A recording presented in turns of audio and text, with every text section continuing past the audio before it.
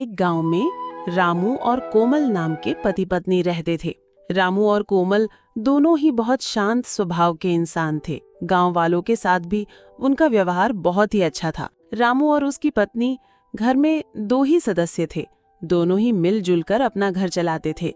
एक बार ऐसा होता है कि रामू और उसकी पत्नी कोमल रात को जब सोकर उठते तो सुबह वो देखते हैं कि उसके घर के सामने आंगन में एक छोटा सा पौधा उगा हुआ है। पौधे को देखकर रामू चौंक जाता है और रामू बोलता है, अरे यहाँ सुनो, क्या ये पौधा तुमने लगाया है? कल तो यहाँ कोई पौधा था नहीं, अचानक से रात में कैसे ये पौधा आ गया है? तुमने कहीं कोई बीज तो नहीं डाला है? नहीं जी, मैंने कोई बीज नहीं लगाया है।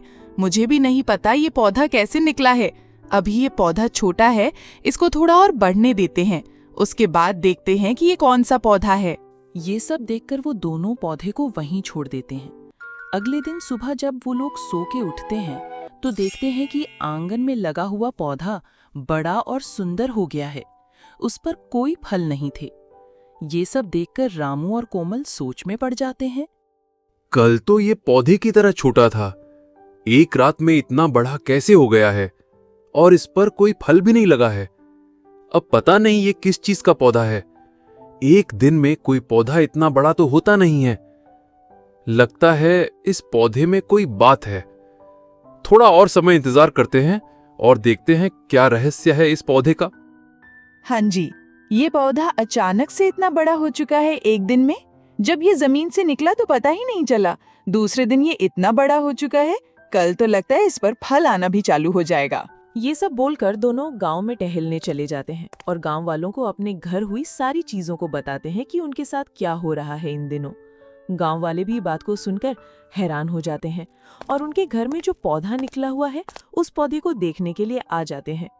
वो लोग भी ये देखकर हैरान हो जाते हैं। सच में यहाँ तो एक बड़ा पौधा है। तुम एक काम करो, तुम इसे यहीं रहने दो और कुछ दिन और इंतजार करो और देखो कि इस पर कौन सा फल लगता है। गांव वाले ये सब बोल के वहां से चले जाते हैं। रामू और उसकी पत्नी भी घर के अंदर चले जाते हैं।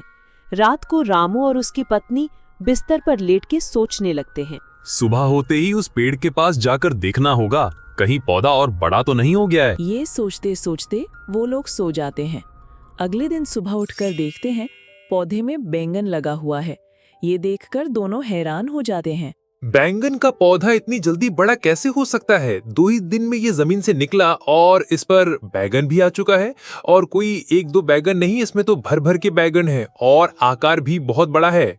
कोमल और रामू ये देखकर पूरी तरह से चौंक जाते हैं। तभी कोमल बोलती है, लगता है ये कोई साधारण बैंगन नहीं, इसमें कुछ जरूर अलग बात है।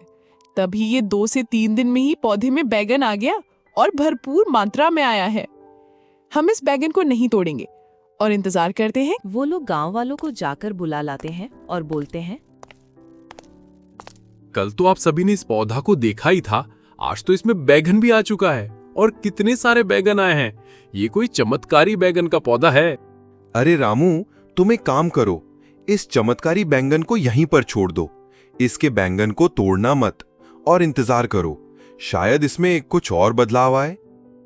ठीक है, मैं इंतजार करता हूँ, देखता हूँ कि आगे चलकर इसमें क्या बदलाव आता है। ये बोलकर गांव वाले वहां से चले जाते हैं। रामू और उसकी बीवी भी चले जाते हैं। उसी रात को एक राक्षस बैगन पेड़ के सामने आता है और अगले दिन सुबह रामू और उसकी बीवी देखते हैं कि बैगन के पेड़ से 2-3 बैगन गायब हैं। वो समझ नहीं पा रहे थे। तभी कोमल बोलती है, इस पेड़ से किसी ने बैंगन तोड़ा है। कल तो इसमें बैंगन भरा था, आज बैंगन कम नजर आ रहा है। हाँ, तुमने सही कहा। लगता है किसी ने यहाँ से बैगन तोड़ा है। पर किसी को बैगन तोड़ने की क्या जरूरत है? अगली रात फिर से राक्षस उस बैगन के पेड़ के सामने आता है। सुबह होते ही रामू और उसकी बीवी देखते हैं कि बैगन के पेड़ से एक डाली गायब है और बहुत सारे बैगन भी गायब है। वो समझ चुके थे कि बैगन के पेड़ से कोई बैगन को चुरा रहा है। वो लोग रात होने का इंतजार करते हैं और इस बार सोने की जगह वो लोग बैगन के पेड़ की निगरानी करते हैं। तभी वो लोग देखते हैं कि कोई हरा आदमी उस बैगन के पेड़ के सामने जा रहा है। रामू और उसकी पत्नी दोनों उस हरे आदमी के पास पहुंच जाते हैं, पर वहाँ कोई आदमी नहीं, वहाँ तो एक राक्षस है जो बैगन को तोड़ रहा है। वो लोग डर जाते हैं। वो लोग पूछते हैं, तुम हमारा बैंगन क्यों चुरा रहे हो? तुम्हें इससे क्या फायदा होगा? तुम हर रोज हमारा बैंगन चुरा रहे हो। ये कोई आम बैंगन नहीं है। हाँ मुझे पता है, इसीलिए मैं पेड़ और बैंगन में दोनों ही ले जा रहा हूँ।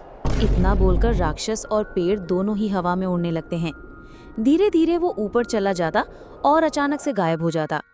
रामू और कोमल की जादुई बैगन चोरी हो जाती है।